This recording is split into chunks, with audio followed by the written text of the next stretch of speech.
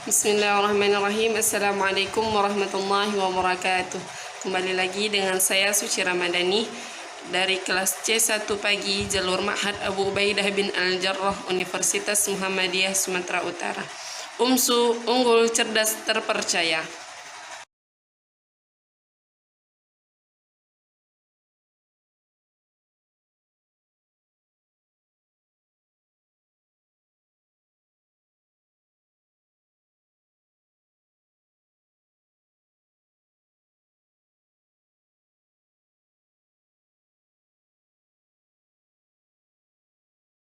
Bismillahirrahmanirrahim. Assalamualaikum warahmatullahi wabarakatuh.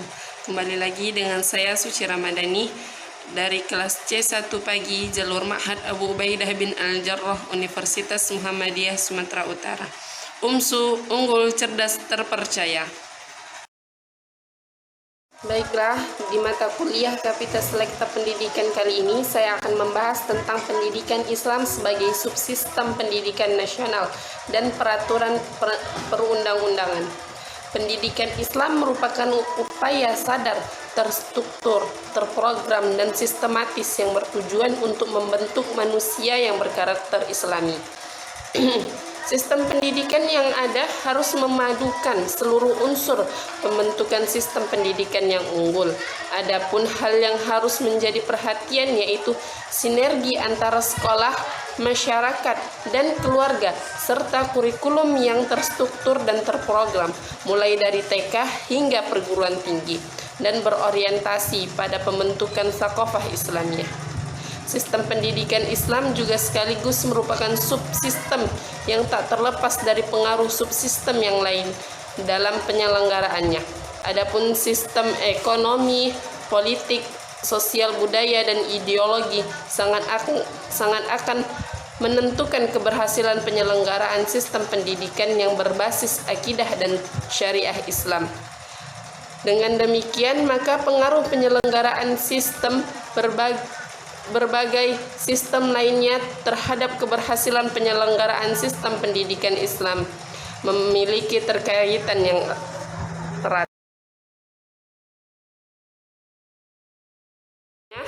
Fungsi pendidikan agama dalam sistem pendidikan nasional.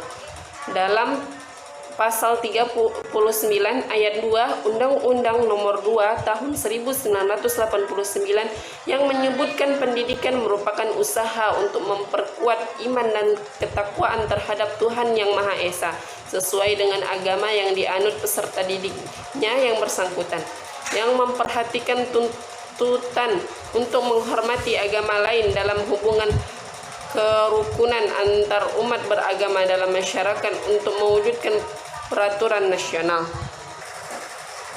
Nah, dari rumusan tersebut nampaknya terdapat konsistensi dan keterkaitan langsung antara rumusan fungsi pendidikan agama dengan tujuan pendidikan nasional yang tertuang pada pasal 4 Undang-Undang Nomor 2 Tahun 1989, yaitu mencerdaskan kehidupan bangsa dan mengembangkan manusia seutuhnya, yaitu manusia yang beriman dan bertakwa terhadap Tuhan Yang Maha Esa.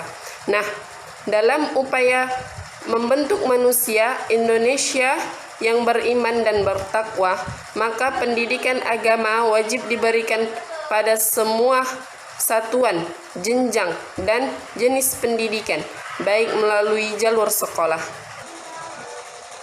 Pada pendidikan agama Islam, institusi yang selama ini dikenal dengan nama madrasah serta pondok pesantren telah berakar, tumbuh dan berkembang dalam kehidupan masyarakat Indonesia yang mayoritasnya beragama Islam. Tercatat dalam sejarah pendidikan nasional, satuan pendidikan tersebut telah ada sejak permulaan agama Islam masuk ke Indonesia, atau paling lambat sudah dimulai pada abad ke-11. Nah, ini adalah salah satu contoh tentang gambaran dan peranan madrasah dan pondok pesantren di antaranya. Madrasah dan pondok pesantren telah menunjukkan kemampuannya untuk tumbuh dan berkembang dalam menghadapi berbagai tantangan zaman, serta kemampuannya untuk memasuki pondok daerah terpencil, di samping kemampuannya untuk tetap tumbuh dan berkembang di daerah perkotaan yang modern dan sangat maju. Adapun madrasah umumnya didirikan atas inisiatif masyarakat Islam yang tujuan utamanya adalah untuk mendidik para peserta didik, memahami dan mengamalkan ajaran-ajaran Islam dengan baik.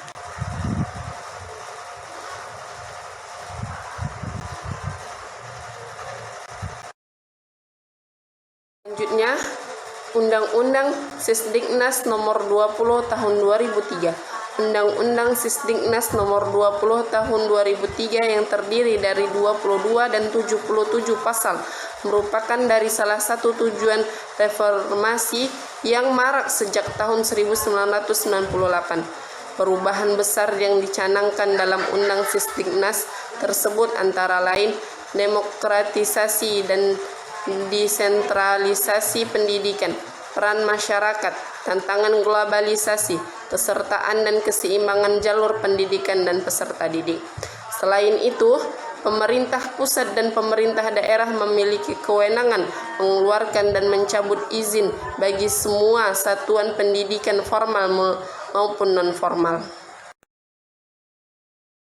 Undang-Undang Sisdiknas Nomor 20 Tahun 2003 dengan diberlakukannya Undang-Undang Nomor 20 Tahun 2003 tentang Sistem Pendidikan Nasional oleh banyak kalangan dianggap sebagai titik awal kebangkitan pendidikan nasional, termasuk pendidikan Islam di dalamnya, karena secara eksplisit undang-undang tersebut menyebutkan peran dan kedudukan pendidikan agama Islam baik sebagai proses maupun sebagai lembaga.